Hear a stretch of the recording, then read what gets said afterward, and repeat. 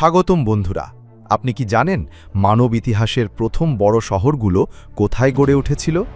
কিভাবে প্রথম আইন লেখা হয়েছিল আর কিভাবে মানুষ শিকারী থেকে সভ্যতায় রূপান্তরিত হয়েছিল? আজ আমরা আপনাকে নিয়ে যাব কয়েক হাজার বছর আগের এক বিস্ময়কর যাত্রায়, যেখানে জন্ম নিয়েছিল বিশ্বের প্রথম বড় সভ্যতাগুলোর একটি, যার নাম মেসোপটেমিয়া সভ্যতা। দুই নদীর মাঝের উর্বর ভূমি, অসংখ্য আবিষ্কার, মহান রাজা, যুদ্ধ, ধর্ম আর সংস্কৃতির গল্পে ভরপুর এই ইতিহাস আপনাকে ফিরিয়ে নিয়ে যাবে সেই সময়ে যখন মানুষ প্রথমবারের মতো সভ্যতার স্বপ্ন দেখতে শিখেছিল। হাজার হাজার বছর আগে, যখন মানুষ কেবল কৃষিকাজে দক্ষ হতে শুরু করেছে আর ধীরে ধীরে স্থায়ীভাবে বসবাস করতে শিখছে, তখনই মানব ইতিহাসের এক গুরুত্বপূর্ণ অধ্যায় শুরু হয়। এই অধ্যায়ের নাম মেসোপটেমিয়া সভ্যতা। মেসোপটেমিয়া নামের অর্থ হল দুই নদীর মাঝের ভূমি। এই দুই নদীর নাম টাইগ্রিস আর ইউফ্রেটিস। এই স্থানটি আজকের ইরাক, কুয়েতের অংশ আর সিরিয়া ও তুরস্কের কিছু অঞ্চলে বিস্তৃত ছিল। উর্বর মাটি, পর্যাপ্ত পানি আর অনুকূল আবহাওয়া মানুষকে এখানে কৃষিকাজের জন্য উপযুক্ত পরিবেশ দিয়েছিল। তাই স্বাভাবিকভাবেই এখানেই গড়ে ওঠে পৃথিবীর প্রথম দিককার উন্নত সভ্যতাগুলোর একটি। প্রথমে মানুষ ছোট ছোট গ্রামে বাস করত। নদীর তীরে তারা শস্য চাষ করত, গৃহপালিত পশু লালন করত, আর ধীরে ধীরে তারা শিখে নেয় সেচ ব্যবস্থার কৌশল। তৈরি হয় থাল, বাঁধ আর পানি নিয়ন্ত্রণের বিশেষ ব্যবস্থা। এই সেচ ব্যবস্থার কারণে কৃষি উৎপাদন বেড়ে যায়, মানুষ বেশি ফসল উৎপাদন করতে পারে আর উদ্বৃত্ত শস্য জমা রাখতে পারে। উদ্বৃত্ত খাদ্য মজুত হওয়ার ফলে সবাইকে কৃষিকাজে যুক্ত থাকতে হয়নি। কিছু মানুষ অন্য কাজে যুক্ত হতে পেরেছিল, যেমন কারিগর, ব্যবসায়ী, পুরোহিত এবং শাসক। এইভাবেই জন্ম হয় শহরের। মেসোপটেমিয়ার বিখ্যাত শহরগুলোর মধ্যে রয়েছে উরুক, লাগাস, কিশ আর পরবর্তীকালে ব্যাবিলন। উরুক শহরটি একসময় বিশ্বের সবচেয়ে বড় শহর ছিল, যেখানে প্রায় 50,000 মানুষ বাস করত, যা সেই সময়ের জন্য এক অবিশ্বাস্য সংখ্যা। শহরগুলো ছিল পরিকল্পিত, ছিল প্রশস্ত রাস্তা, বাজার, কর্মশালা, মন্দির, প্রাসাদ আর সাধারণ মানুষের বাসস্থান। প্রতিটি শহরের কেন্দ্রে থাকত জিগুরাট নামের বিশাল মন্দির, যা ছিল দেবতার জন্য নিবেদিত আর যেখানে পুরোহিতরা ধর্মীয় আচার অনুষ্ঠান পরিচালনা করত। মেসোপটেমিয়ার মানুষ প্রথমবারের মতো একটি লেখার পদ্ধতি উদ্ভাবন করে, যার নাম কিউনিফর্ম লিপি। তারা নরম কাদামাটির ফলকে তীক্ষ্ণ যন্ত্র দিয়ে চিহ্ন আঁকত। পরে তা রোদে শুকিয়ে বা আগুনে পুড়িয়ে সংরক্ষণ করত। প্রথমে এই লেখা ব্যবহৃত হতো হিসাব নিকাশ ও ব্যবসায়িক লেনদেনের জন্য। পরে তা ব্যবহৃত হতে থাকে আইন, গল্প, কবিতা আর ইতিহাস লেখার জন্য। বিখ্যাত গিলগামেশের মহাকাব্য এই কিউনিফর্ম লিপিতেই লেখা হয়েছিল, যা মানব ইতিহাসের প্রথম দিকের সাহিত্যকর্ম হিসেবে গণ্য হয়। মেসোপটেমিয়ার অন্যতম সেরা অবদান হল হামুরাবির আইন সংহিতা। ব্যাবিলনের রাজা হামুরাবি এই আইন প্রণয়ন করেন, যাতে বলা ছিল অপরাধ অনুযায়ী শাস্তি হতে হবে আর সবাই আইনের কাছে সমান। যদিও ধনী গরিবের জন্য শাস্তির তারতম্য ছিল। এই আইন ছিল পাথরের স্তম্ভে খোদাই করা, যাতে সবাই দেখতে পায়।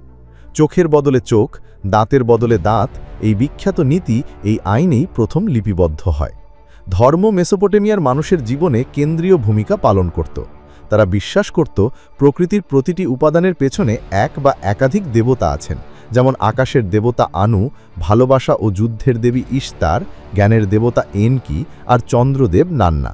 মানুষ দেবতাদের খুশি রাখতে উৎসব করত, পশু উৎসর্গ দিত, গান বাজনা করত। তারা বিশ্বাস করত যদি দেবতারা রুষ্ট হন, তাহলে খরা, বন্যা, রোগ বা যুদ্ধ নেমে আসবে। মেসোপটেমিয়ার সমাজ ব্যবস্থা ছিল স্তর বিন্যাসযুক্ত। রাজা ছিলেন সর্বোচ্চ শাসক। তিনি একই সঙ্গে ধর্মীয় নেতা ও সেনাপতি হিসেবে কাজ করতেন। তার নিচে ছিল অভিজাত শ্রেণী, পুরোহিত আর সেনাবাহিনী।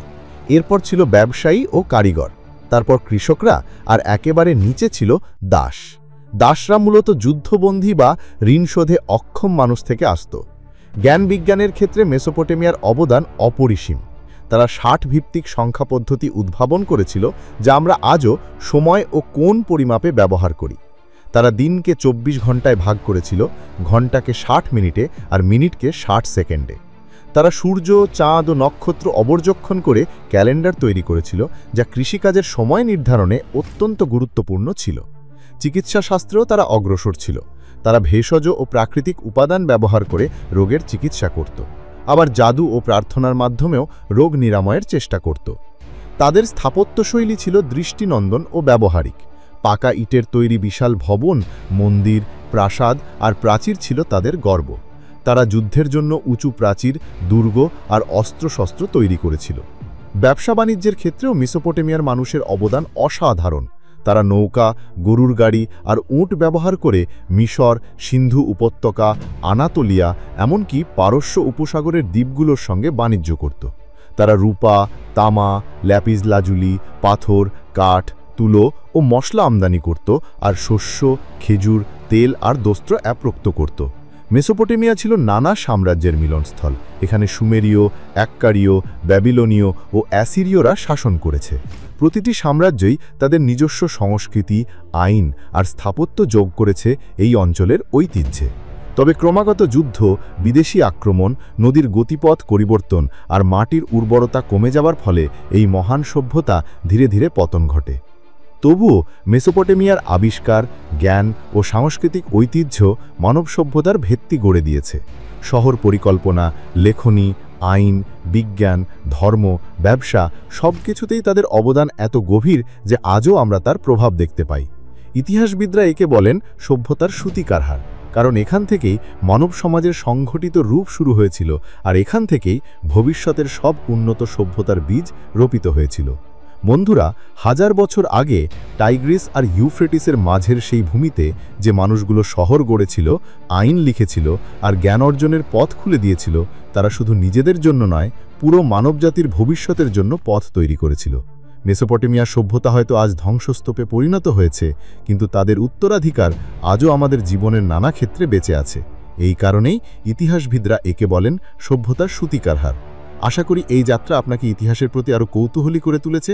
যদি ভালো লেগে থাকে, লাইক, শেয়ার আর সাবস্ক্রাইব করতে ভুলবেন না। আর কমেন্টে জানিয়ে দিন পরের বার কোন ইতিহাসের গল্প শুনতে চান। ধন্যবাদ।